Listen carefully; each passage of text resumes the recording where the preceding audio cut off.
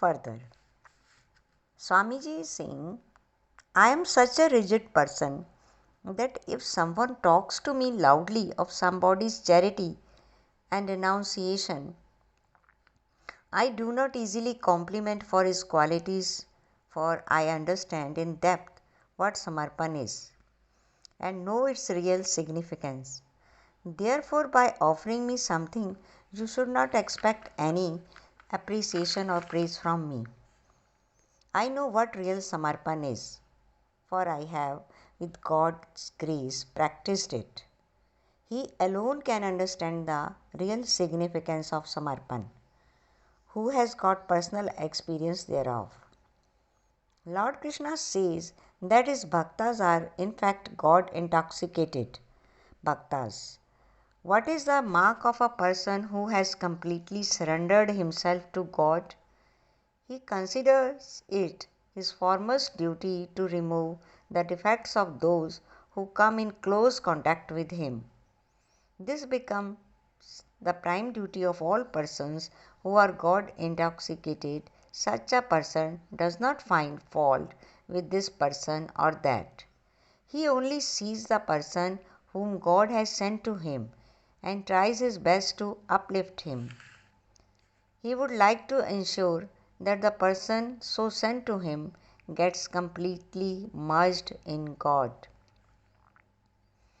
The duty of God dedicated soul starts from this very step. Duty starts from the very place where you are. If someone asked me from where one should make the beginning for duty or seva towards his fellow men, I will say lift your first step wherever it is stationed at the moment. This act itself is the beginning or initiation for seva. You are not required to go elsewhere for performing seva. Seva starts with yourself. First try to lift your step wherever it is lying at the present. Seva starts from there itself.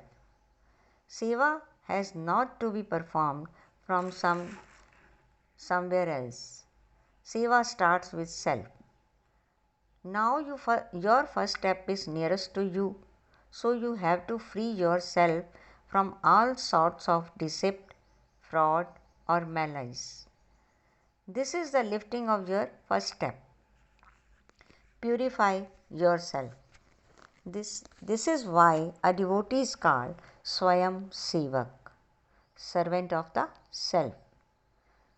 Swayam Sevak does not mean that you have to join some sort of party or become its member.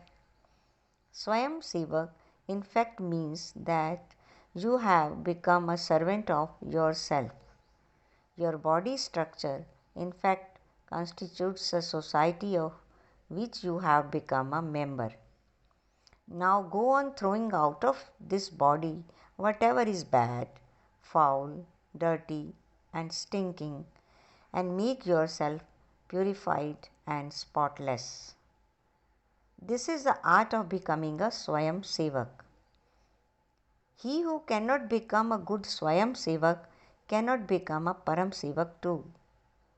Param is God. Are you sincerely trying to become a good Swayam Sevak?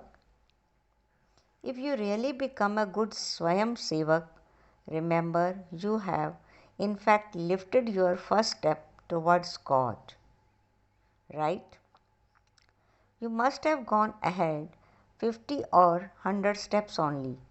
But unless you relinquish the land where your first step stands, how can you lift the second step towards God's? This is the basic features of journey.